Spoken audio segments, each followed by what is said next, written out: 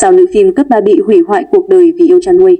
Tuổi thơ của sao nữ không chỉ thiếu thốn tình thương mà còn bị mẹ ruột lợi dụng, từ đó dẫn đến bi kịch sau này. Vào một ngày tháng 7 năm 2002, sau khi đắp chăn cho cậu con trai mới 1 tháng tuổi và viết xong lá thư tuyệt mệnh, Trần Bảo Liên đã gieo mình từ tầng 24 để kết thúc cuộc đời đầy đau khổ. Người ta tiếc thương cho Trần Bảo Liên và càng đau buồn hơn khi biết về những trải nghiệm bi thảm trong cuộc đời chỉ vỏn vẹn 29 năm của cô. Bị mẹ ruột lợi dụng kiếm tiền. Khi chỉ mới 4 tuổi, Trần Bảo Liên đã liên tục phải chứng kiến những trận cãi vã của bố mẹ. Không những thế, Trần Bảo Liên còn phải chịu đựng nhiều trận đòi do trút giận từ người bố bạo lực. Sau này họ ly dị, bố tái hôn còn mẹ đi làm xa, Trần Bảo Liên chuyển đến sống với bà và đó cũng là quãng thời gian bình yên nhất trong cuộc đời của cô.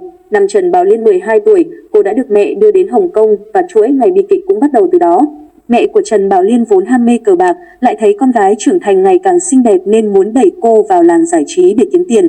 Thất bại tại cuộc thi Hoa hậu châu Á không khiến con đường vào showbiz của Trần Bảo Liên bị chặt đứt.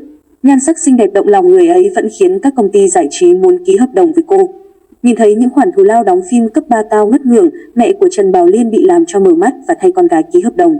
Trần Bảo Liên không muốn quay những bộ phim như vậy, nhưng vì hợp đồng đã ký, cô đành phải cắn răng chấp nhận. Nhờ những thước phim thiếu vải ấy, Trần Bảo Liên đã trở nên nổi tiếng nhưng ánh mắt cô lúc nào cũng u sầu, có lẽ đó chính là sự bất lực trước cuộc đời này. Trong lúc mệt mỏi vì bị mẹ ruột vắt kiệt sức lực, Trần Bảo Liên đã gặp và phải lòng mạc khiếu thông. Cô gái trẻ đã từng có chuỗi ngày hạnh phúc nhưng rồi cô phát hiện người yêu lại phản bội mình và một chân đạp nhiều thuyền.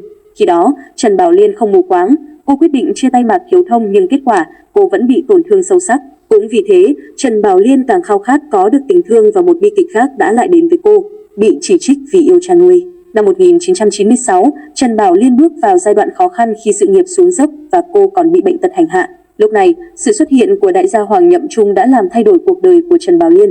Hoàng Nhậm Trung say mê vẻ đẹp của Trần Bảo Liên, làm đủ mọi cách để theo đuổi và khiến cô gái thiếu tình thương ấy rung động. Ở bên Hoàng Nhậm Trung, nữ diễn viên sinh năm 1973 này có được cảm giác an toàn cùng tình thương mà cô luôn khao khát bấy lâu nay. Vì thế, Trần Bảo Liên đã nhận vị đại gia này làm cha nuôi.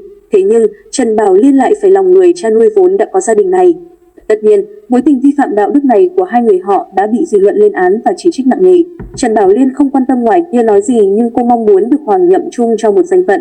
Đáng tiếc, với một đại gia có niềm đam mê săn mỹ nhân như Hoàng Nhậm Trung thì ông đương nhiên không muốn bị bất cứ ai trói buộc. Những mâu thuẫn ngày càng gia tăng khiến Hoàng Nhậm Trung khó chịu, ông đã đưa Trần Bảo Liên đi du học để được tự do.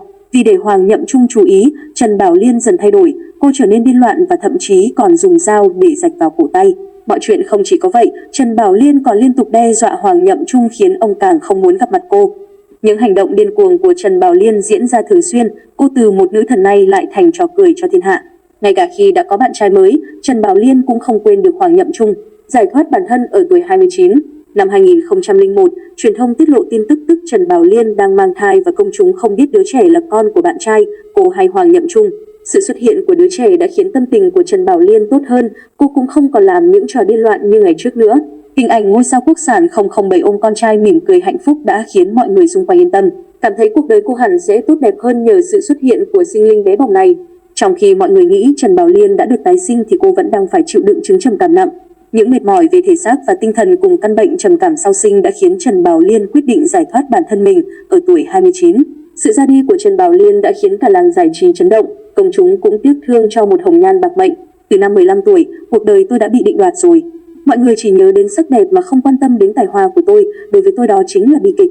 Mẹ ơi, hãy nói với thiếu gia Hoàng Nhậm Trung là Bảo Liên phải đi rồi, dù có chết thì Bảo Liên vẫn yêu anh ấy. Đó là những lời cuối cùng trong lá thư tuyệt mệnh của Trần Bảo Liên và từ nay không ai còn nhìn thấy cô nữa.